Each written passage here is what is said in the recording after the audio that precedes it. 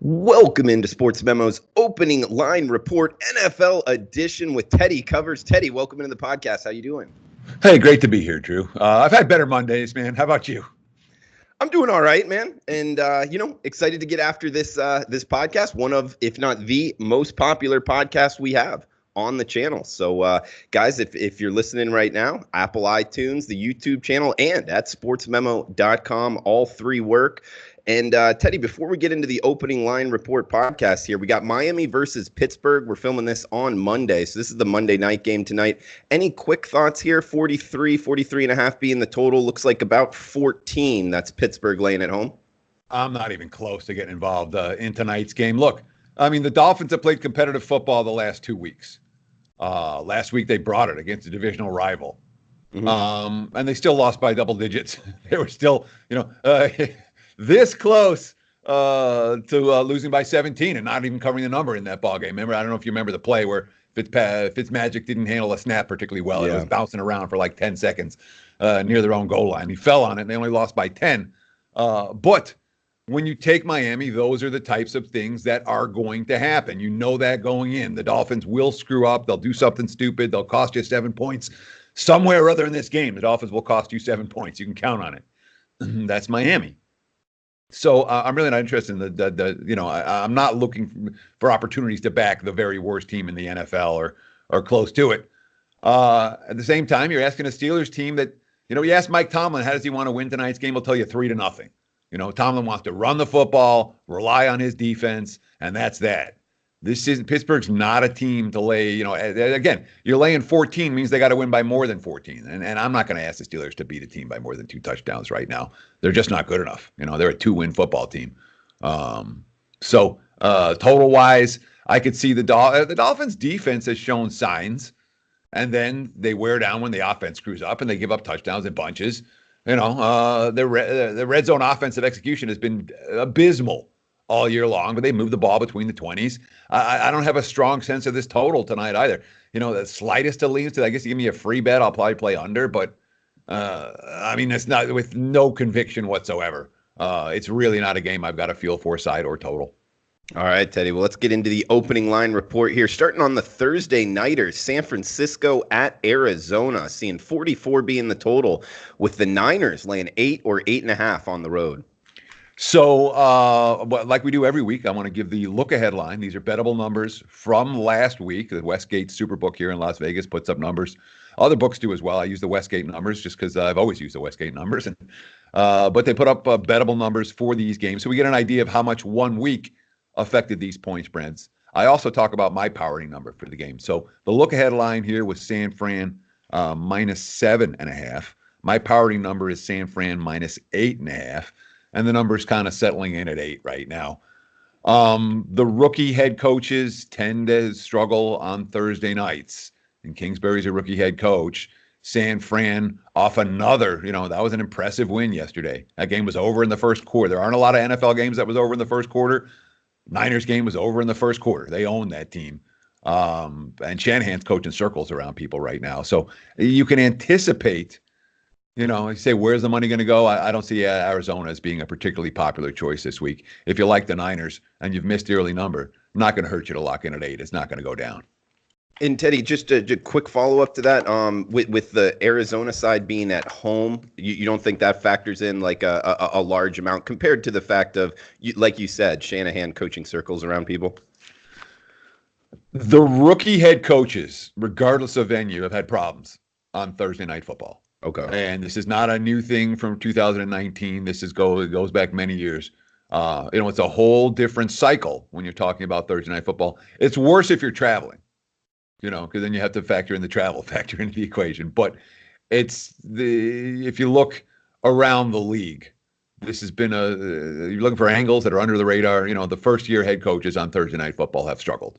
I'll just leave it at that. I don't have numbers in front of me. I know LaFleur lost in that role already this year. There's a couple of this year already that have happened where the rookie head coach just it's a hard transition to come from a Sunday game into a Thursday game. It really is. Teddy, let's move to the Sunday slate here. 6:30 a.m. Pacific time kick. We got Houston and Jacksonville, 47.5 the total. Seeing probably 2 is what I would call the consensus number. That's the Texans laying in this one. Yeah, look ahead line here was Houston -3. My powering number is the Texans -2.5 on the neutral field. Impact injury for the Texans yesterday, losing J.J. Watt for the season.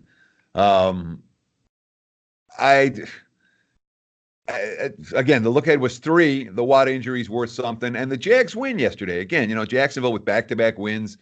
They're running the football. The defense is stepping up. I mean, Jacksonville is a team that is attracting some wise guy attention right now. So I think this line's more likely to move towards pick'em than it is to go up. But we're not talking about the key number right here. 1, 1.5, 2 is where this line's likely going to land. Which means if you like the 2.5, maybe grab. I mean, now might not be a bad time to grab a little Jags money line if you like them in that regard. But at least on first glance, there were 3s out there. The 3s didn't last, and they don't look like they're coming back anytime soon. All right, Teddy, we got next game up here, 10 a.m. Pacific kick, Washington at Buffalo. Looks like the Bills 9.5 or 10 at home. Low total here, Teddy, seeing 36.5 is the total. Yeah, look ahead line here was Buffalo -10. My powering number is Buffalo -11.5. And as we saw, whatever. The Bills played they didn't play their best ball yesterday. They ran into a team that came in with something to prove. And I think the weather conditions really hurt Buffalo. The Bills need to be able to run the football and need to be able to chuck deep to be successful. And the way the wind was blowing yesterday really negated their downfield passing game. And then Allen wasn't careful with the football, which is a problem that he's had. But the markets aren't excited about the Bills as a team to lay double digits with. All that being said, the Redskins there's one team. Sorry, there have been 2 games this year where a team has failed to score 10 points and covered a spread. The Redskins have both of those. And they've come in the last 2 ball games. They got shut out against the 49ers, lost 9-0 and covered plus 9.5. And they did it again last week. But I don't know who's going for quarterback this week. Haskins is not ready. And honestly, if Haskins is in this game, there's a 9.5 out there right now. The Bills might be cheap. Buffalo, I understand their defense didn't have a great game yesterday, but I know the Bills have a better game in them than the one we just saw. Washington, probably not so much. That's a dead team as we approach November, which thankfully, I'm really looking forward to the end of October. Will be coming this weekend. All right, Teddy. Hey, Teddy, did you see yesterday what all 4 American sports leagues were playing yesterday? It really yeah. What they call that? The triple witching hour or something? What's it? I've heard it called the sports solstice. Yeah, sure. Yeah, exactly. Yeah. That's good. Yeah, it doesn't happen all the time, but I'd throw it out. For a bettor, it's a nightmare. It's a little bit too much. And then that's the problem that you come into at this time of the year. Is that you're trying to do too much as opposed to staying focused on what you need to be focused on. So, but yes, the sports solstice comes rarely, but when it comes, it's late October. That's the time. All right, we got Tennessee at Carolina up next. Panthers laying 3 in the hook at home, 41 the total, Teddy. Look at line here, Carolina -4.5. My powering number, Carolina -4. The market's at 3.5. Right now, I would not be shocked to see Cam Newton play. I would expect to see Cam Newton play this week. I shouldn't say that. There's a decent chance Cam Newton's going to play this week. All right. And the way the Panthers lost yesterday is the way you bench your backup quarterback after he's led you to 4 straight wins. All right. You're not the guy. I think it would have been hard for Rivera to bench him before yesterday's game. Now he can put Allen on the bench. No muss, no fuss. And Newton was throwing on the sidelines. There's talk that he will be ready this week. If he's ready, we'll likely see at least a little bit of Carolina money. Tennessee coming off back-to-back wins, fortuitous wins in both ball games. They did not outplay Tampa yesterday, but they got the money. And great red zone defense. I mean, the one thing that we can say about Tennessee, that red zone defense has been really strong, and that is always a good thing when you talk about this point spread range. But, of more than a field goal, again, a good defensive team catching more than 3 is something the betting markets tend to be interested in. I'm not seeing indications of that off the opener, just yet. And again, my powering number said 4. And that number goes up if Cam Newton is behind center, for what it's worth. Teddy, we got Chicago at Philadelphia up next. Eagles -5 at home, 43.5 the total. Well, now yesterday's games definitely, you could tell they were going to affect these point spreads, and they did. Yeah, that line was 3. Yeah, that was crazy. My powering number post game is 5, which is right where the number is right now at 5-43. But we've seen the markets crash on Chicago. The books took a bath on the Bears yesterday. Every wise guy, many wise guys had the LA plus the points, and obviously got the money with the Bears losing outright in a game that they pretty much dominated. Both sides of the ball. Chicago moved the football all game. They stopped LA, and they found a way to lose it. And that's, the kicker missing a field goal obviously has been a problem for the Bears, but the red zone execution is the bigger issue. The QB play from Trubisky, the offensive line play from Chicago, et cetera, et cetera. All that said, the leading indicators are telling me that we're likely to see Bears money right about now. If you like the +5, I'd grab that sooner rather than later. We're not talking about the keyest of key numbers, but 5's a lot keyer now than it was a decade ago. You missed that 2-point conversion, and all of a sudden you lose by 5. So for what it's worth, I don't know these 5s are going to last. Despite the markets crashing on Chicago, the Bears defense is still a unit that bettors are interested in as an underdog. And it's an Eagles team that needs to be able to run the football to win.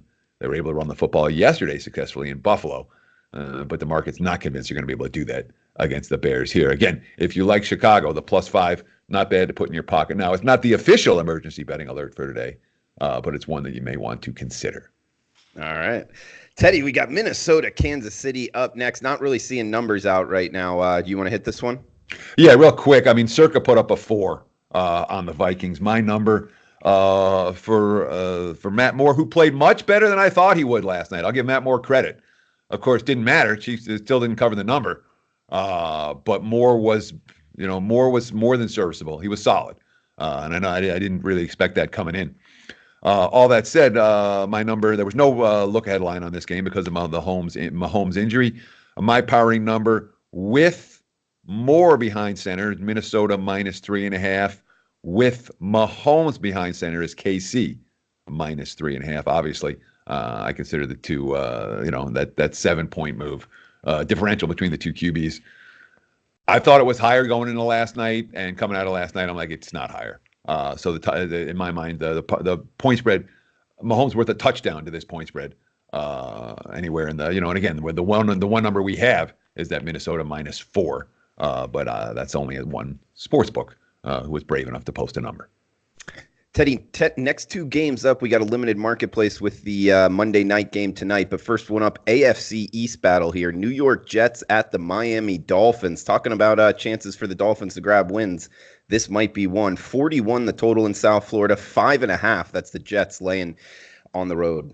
I'm not sure Miami wants a whole lot of wins. From an organization standpoint, they don't. Remember, the Bengals are still winless. We've left Cincinnati out of this equation in some regards.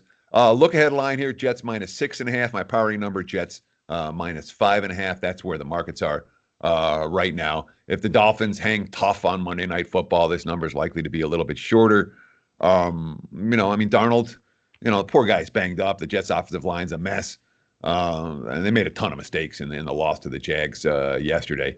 They're not a team I don't think the markets are going to be particularly excited about laying more than a field goal on the road. But, we saw that in the Redskins game where the Redskins went to Miami and a ton of Washington money. The wise guys all over the Redskins in that contest. Of course, the wise guys were dead wrong about how that game played out. The Dolphins, again, have certainly been better than they've looked. Even if Miami wins tonight, I don't see this line coming short. I don't. It's not going to be like a Jets -3. It'll still be 3.5 or 4. They're not going to look at the Dolphins if they're snapping of the losing streak. If it happens, which obviously there's a long shot to do. Even in that situation, Miami plays great. They're still going to be dogs of a field goal or more. All right, Teddy, the other limited marketplace game here, we got Indianapolis at Pittsburgh, 43.5 the total. Seeing pick'em or -1 for the Colts on the highway. And that's funny because the look headline here was pick'em. My powering number. Whenever my powering number comes out to be a half, I write pick/1 because it never comes out a half. So my powering number was pick/1, and the opening number is pick/1. So the markets are saying that we can expect this game to be pretty close to pick 'em. And again, even if the Steelers win big tonight, they'll say it came against the Dolphins. If the Steelers look bad tonight, Indy will come to chalk. But it's a kind of situation where the line more likely to go against Pittsburgh than in favor of Pittsburgh. You see what I'm saying? Because whatever the Steelers do tonight, the market's going to go, oh, that came against Miami on Monday Night Football. It doesn't matter. We're not going to be looking at Pittsburgh as this juggernaut coming in. Whereas if the Steelers look crappy tonight, we can anticipate some Indy support. The Colts, they're not winning by margin. They're winning ugly, but they got the job done again yesterday. And, some of that was Denver's play calling. And Joe Flacco wasn't amused about that. We'll talk about that when it comes to the Broncos game in a moment. But Indy winning ugly is still Indy winning, and winning ugly in this game would be enough to cover the point spread. Again, this number can only go, I would think, could only go towards the Colts. Even if the Steelers look good, they're not going to be coming out 2.5 point favorites. They'll reckon the opposition, the level of opposition. I agree with you. Indies looked pretty good out the gate. And Teddy, you bring up the fact, it never comes out a half a point, which you're right. But in the NFL, where I guess conceivably you can tie, there has been ties. Have you ever seen a half a point? A game come out minus 0.5. Or not necessarily come out, just at any point there'd be a... There was one book that used to hang them. I'm trying to remember who. It was a while back, and I don't remember who it was. And it wasn't anything that I was looking for. I was like, oh, I got to get this, Right. If you push on one, you push on one. So be it. So no, I haven't seen a lot of books open with a half. It was again, I remember one book used to do it. I don't remember which book it was. But it's not a commonality. All right, let's move on to the 1 o'clock Pacific, 4 o'clock Eastern kicks here. We got Detroit at Oakland. Looks like the Raiders 2.5 at home, 51 the total, Teddy. So I kind of feel like this is going to 3. Yeah, and Oakland if looked I was good. going to play it, because this isn't a day with a huge emergency betting alert. There are a couple of possibilities that I wrote down and this would probably be near the top of the list. And then Penny goes from 2.5 back down to 2. So it's like, okay, maybe not. So I thought there was a decent chance this line was going to go up, and it did. It was a pick 'em, it was a 1, and it got bet up, but it's not going to hit 3 or not anytime soon. Look ahead line here was pick 'em. My powering number is Raiders minus 2.5. The Raiders were impressive again yesterday. They didn't get the win. They got the money wire to wire against Houston, and you wonder about a little exhale from Oakland after their, being away from home for the last 6 weeks. This isn't one of the stronger home field edges in the NFL these days. The Lions are what they are. They're a frustrating team to back in a lot of. Detroit is good enough to be winning these games and winning them by margin. But if ever a team shoots themselves in the foot, repeatedly, it's that Lions team that finds ways. And yesterday, the prevent defense allowed the Giants to come through the back door after they'd made 2 stops deep in their own territory against the Giants already in the fourth quarter. Couldn't get the third. Giants got the money, which was good for my pocket, but Detroit got the win. Like I said, there's a decent chance this number goes up, but the last move that I saw was towards the underdog. So emergency betting alert, we can't do that when the last move's towards the dog. I do think there's a decent chance this one goes to 3. And if you like Oakland, I would lock in now. But it's not an emergency situation as we record on Monday morning. Couple games left here, Teddy. And guys, check Teddy out on Twitter at Teddy_covers. He's 189 and 142. That's 57% in the NFL since 2015. That's over the last 5 years. 57% in the NFL. He's also hit 60% in the NBA since the All-Star break. So NBA season getting going, and 58% in the NFL and college football combined last year. So guys, you can get his next 7 days all access service at sportsmemo.com for just $69, less than $10 a day. That's $30 off the retail price at the website with the coupon code TC69 at checkout. That's the podcast coupon code TC69 at checkout, less than $10 a day for his 7-day all access package. That's each and every play he releases in every sport for only $69. Coupon code TC69 at checkout. Tampa Bay at Seattle up next, Teddy. We got the Seahawks laying 6 at home, 52.5 the total. Yeah, look ahead line here, Seattle minus 5.5. My powering number, Seattle -7. Tough beat if you had the Seahawks yesterday. They were so in control of that game, they forgot to come out after halftime. And literally, I mean, that was a sleepy second half for Seattle. And again, a box score that's going to make the Seahawks look bad. And when you're talking about the running 3 games and the running 5 games that people use a lot, Seattle's box score numbers from yesterday against Atlanta look atrocious because they spent the whole second half playing prevent defense and let's keep everything in front of us. And we got a 24-0 lead and a 24-3 lead. Oh, we're still up 24-10. All right, we're still up 24-17. And they burned out the clock. But they give up a bunch of yards in doing so. That is not a downgrade of Seattle. They controlled that game. But the box score and the algorithm guys will downgrade Seattle off that performance because that's how it shows in the box scores. The Seahawks getting outgained by hundreds of yards in the game at Atlanta. Tampa did a lot right yesterday, and then everyone said Winston, 4 turnovers, Winston, 4 turnovers. If you read the quotes after the game, Bruce Arians was not upset with Jameis Winston at all. He was upset with the receivers who weren't in the position they were supposed to be in. That caused a couple of picks. Tampa has 10 turnovers the last 8 quarters. If they can avoid those turnovers, they're better. There are things to like about the Bucs. There really are.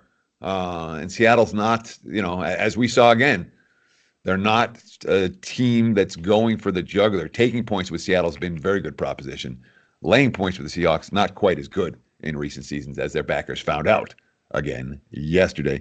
This line is, again, I was thinking about, all right, is this an emergency betting alert one? Is this 6.5 going to 7? No. I'm seeing no indication this one's on its way up to 7 right now. In fact, many of the shops are leading indicator pointing down towards Tampa right now, plus the points, as opposed to the other way around. Yeah, Chris showing 6 in that one. And Teddy, next game up, Cleveland at Denver. Not seeing many lines out right now. You want to hit this one? Yeah, Flacco just got announced as being out with a neck injury, and that's significant. That just got announced. Literally just now. My powering number, or the look headline was Denver -1. My powering number was Pick'em. Without Flacco, I'm going to have to think about that. I don't want to do it off the top of my head, but much as we dislike Flacco, it's not like the Broncos have a great situation at the backup QB position either. And Cleveland off another bad loss. This is a 2-5 team right now. If the Browns are going to do anything, this is supposed to be the week in the opponent they do it against. I would anticipate maybe Cleveland 3 as the opener here, as the new opener. The Flacco injury. Again, that's just come out. Let me find the time on that.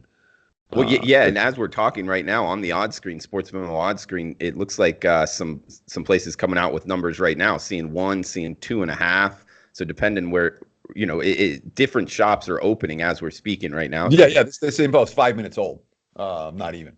So I like that. Breaking news.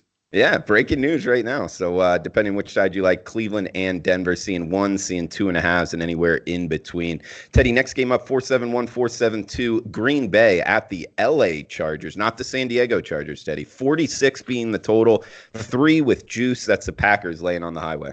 Did you watch the game yesterday? Chris Myers called them the San Diego Chargers like 5 times during the broadcast. And you could hear it. Because he kept on saying San Diego, and then you could hear like 2 seconds later, I mean L.A. You hear the voice in his ear saying, it's the L.A. Chargers, the L.A. Chargers. That's the one, Teddy. I don't blame people. I mean, it's very hard to get used to this one. No, and then L.A. hasn't adopted them. No, not at all. Brandon Allen, by the way, is the Broncos' backup quarterback. Brandon Allen.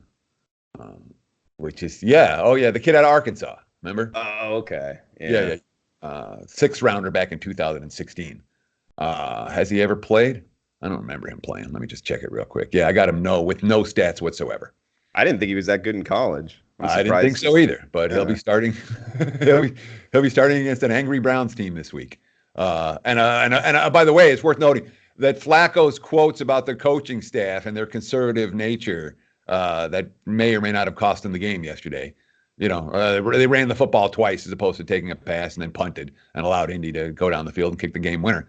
But I worry about that locker room right now. I'm seeing 2.5. That can only go to 3. Green Bay and LA, look ahead line was Packers 4. My powering number, Packers 3. The market's sitting at 3 right now. And again, this is one that I feel like it's more likely to go up than go down. And if we're going to emergency bet, I thought about Oakland as an emergency betting alert. I thought about Seattle. And I thought about this one, but the money's come the other way. But I feel like it's going to go back. I feel like it's going to go back up. I feel like Green Bay is likely to continue to, or even though the first bets have come on the Chargers at the Packers, but 3.5. No, it's not. This isn't an emergency. It's not an emergency. We don't have a legit emergency betting alert on today's game. Packers defense has shown a little bit of vulnerability the last couple of weeks. So is the Chargers defense. And again, the Chargers getting credit for a win in a game they lost. But the kicker missed the field goal. Well, the kicker missed the extra point and the field goal and everything else. There were a couple of games like that. But I didn't look at yesterday's win for LA as a buy sign on the Chargers. And, at 7-1, the Packers, the public's got Green Bay right in the markets do. Green Bay's pretty darn good football team right now, both sides of the ball, even though their defense had a rough day yesterday. The offense was good enough to get the money. Guys, we got the Sunday Nighter and a quick look at the Monday Nighter up next. And remember the coupon code TC69 at checkout for a 7-day all-access package at sportsmemo.com. The podcast coupon code TC69 at checkout. The Sunday Nighter, Teddy, New England at Baltimore. Looks like the Ravens are catching 3 in the hook. That's the Pats laying that on the road. 44.5 the total. So explain this one, because the look-ahead line here was New England 6.5. 6.5. Yeah. Off the look, it looks short to me. I mean, so what happened between a look ahead of 6.5 and the 3.5 here? It's like nothing. I can't think of anything. No. I like nothing happened. That's what I'm saying. It's like my powering number is New England 4, which is where the markets are. Maybe the look ahead was a bad number. I mean, maybe that was the situation here. Through the first half of the season, the quote from Bill Barnwell today was, the record-setting offense in 2007, this defense is every bit as record-setting. No defense in NFL history has done what New England's done over the first 8 games of the season, and it came out of nowhere, and they're doing everything right. And if there's one team that's been a thorn in their side, it's been Baltimore. And if there's one thing they haven't seen is a really good offense with a mobile quarterback. And, much of New England's numbers, the markets are telling you that their numbers are a little bit fraudulent here. For what it's worth. The wise guys will be on Baltimore, and the point spread being where it is telling me that pretty clearly. You think we'll see 3s by kickoff? No, maybe no. Okay. That's my gut. My gut reaction is no, and then you're like, well, maybe there might be, but I mean, realistically, no. 3.5. If we see 3s, they will be bought up quickly. I like it, Teddy. No. Maybe. No. Okay. It could happen, Teddy. We got the Monday Nighter. Let's quick hit it here. Dallas, New York Giants, NFC East battle here. 7. That's what the Cowboys are laying in MetLife. 47.5 the total, Teddy. Look ahead line here was 9, and my powering number is only 4.5, and that doesn't happen at this stage of the NFL season. And I'm a little bit baffled why my number is so far off the market number here. It's not like I'm super high on the Giants, but there's things to like about the Giants. Danny Dimes throws 5 touchdown passes yesterday, 4 to his team. 1 was ruled a fumble and was the difference in the game against the Lions. But with Saquon Barkley back, the Giants are moving the football, and they're capable of moving the football. And it's not like Dallas has been blowing teams out. I have to look at that injury report for the Cowboys' offensive line. But again, my number came significantly shorter. The look-ahead line was significantly higher. So it's one of those situations where, and again, is this going to 7.5? It could, but I don't know that it's not like you got to get the 7 now. It's definitely going to 7.5. It's not an emergency. That being said, if you like Dallas, lock in at 7 now. All right, Teddy. Good stuff as always, guys. Remember the coupon code TC69 at checkout. That's TC69 at checkout for a 7-day all access at sportsmemo.com. Teddy, anything you want to throw out before we shut this down? Thanks for listening, guys. Good luck tonight. Good luck all week. Enjoy the games. And we'll do it again later in the week, Drew. Enjoy the games. We'll have Teddy back on for College Football Every Game on the Board podcast, and we'll post that on Thursday. So, guys, until we talk again, have a fun, safe Monday nighter. Enjoy the game, and best of luck with your bets.